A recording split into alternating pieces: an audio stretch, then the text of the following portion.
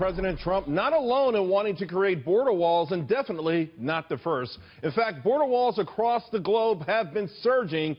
Significant frontier barriers are popping up all over the world since 9/11. India, Pakistan, North Korea, South Korea, Greece and Turkey, and that's just for starters. Heck, there's even one in Saudi Arabia that is mind-boggling. Look at that bad boy. That's to defend against ISIS. Here to discuss it all, Tammy Bruce, Jeff DeWit, and Eric Schiffer. All right, Tammy, you know what? We're getting close. The wall's happening. We got some money in the budget for it. And I got to tell you, the pushback still boggles the mind. Around the world, I think there were 15 different countries, and they're all saying we want to keep our people safe. Yeah, and this has been, from the beginning of man, really the standard to do it. And it works. And certainly in the modern age, it can continue to work.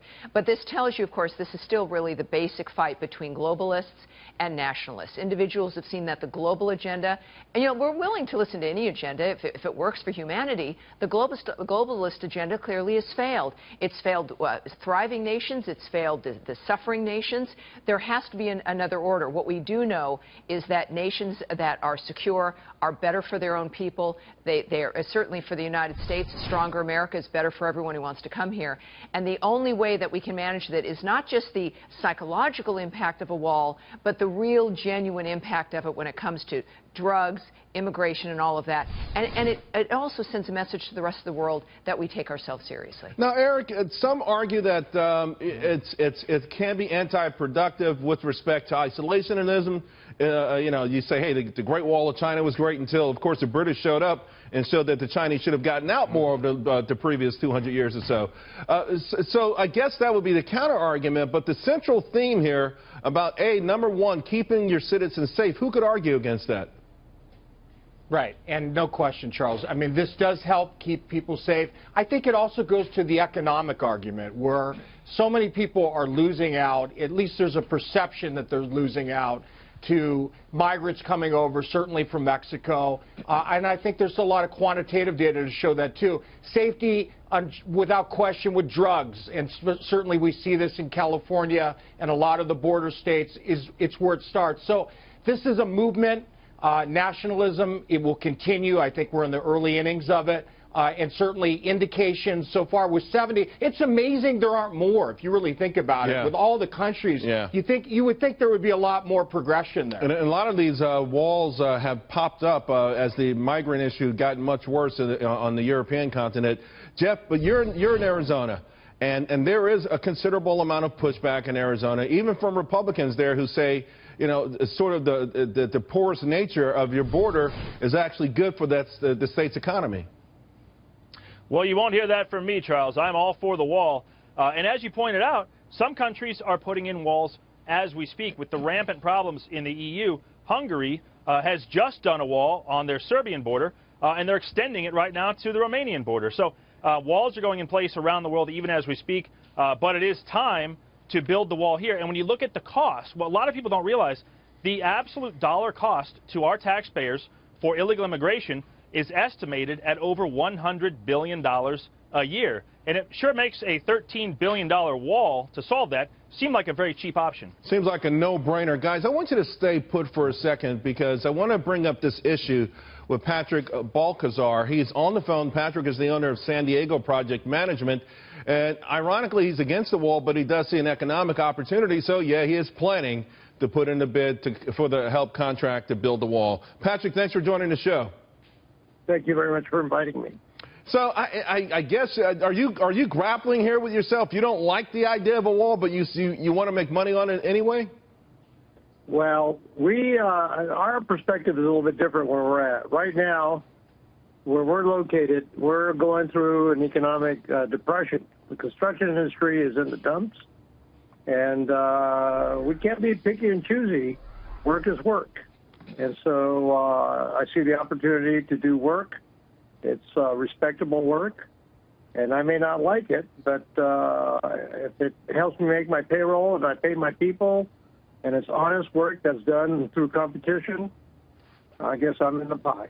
You know, here's the thing, though, Patrick. I know a lot of people who live in San Diego, in and around San Diego, and they talk about being able to stroll into your community, not just get on the beach and walk in at low tide or something like that. and there's been a correlation between that and some of the problems with respect to rising crime and uncertainty of the citizens there. Are you concerned for your friends and your neighbors that maybe they'll feel safer and they need this for their own safety? Well, first of all, let's get our geography straight. I'm San Diego Project Management, but I'm not located in California. I'm located in Puerto Rico.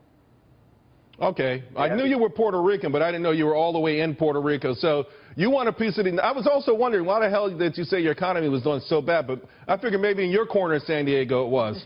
You know, here's the irony, though. My hometown is in the pits. You know, and one of the reasons why you ask most Puerto Ricans, and they'll tell you one of the reasons why is the porous border. They'll say that the Dominicans and others have come in and absolutely ruined Puerto Rico. You should be the first person talking about some restrictions on immigration.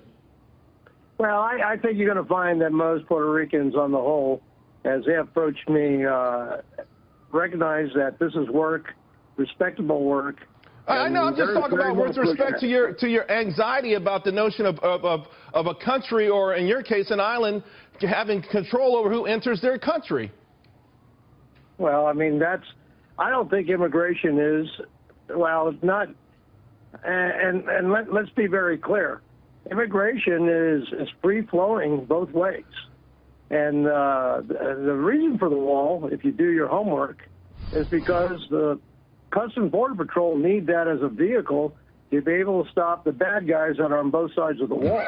Okay. And so, well, Patrick, I'm going to say good luck to you. If I'm lucky, I'll be out in Puerto Rico in a month or so I may stop by and say hello. I want to get back to our panel now, okay? Yep, that's fine. All right, thanks a lot. Well, I'm sorry about the confusion there, but I think it was kind of ironic because I have a lot of relatives in Puerto Rico. My wife is Puerto Rican, and they complain more than anybody else about the porous borders. But it's so also kind of ironic that someone sees an economic opportunity but would be against it. It's hard to argue the safety aspect of this and just the common sense aspect of a country controlling its borders. Yeah, and look, this is for someone like that, at least they are willing to have their companies and their employees work on it, but they've got to connect the dots, as you've mentioned. The dynamic in Puerto Rico economically, that's part of the problem. The issue of safety is part of the problem, but there seems to be certainly a deliberate lack of willingness to look at the seriousness. And also, when you've noted some of the complaint of it being, well, it's going to help isolate us. This is not the year 1200, right? This is at the lowest level of people accessing the country, which we've been unable to secure. We can secure air flight. We can secure, of course, boats and ships coming in. We can secure trains to some degree. But this is a border that is so long. This is the last frontier, literally, of being able to secure us. The last thing it's going to do is isolate us. It's going to make us more comfortable to even be more open because we're going to know who's coming in.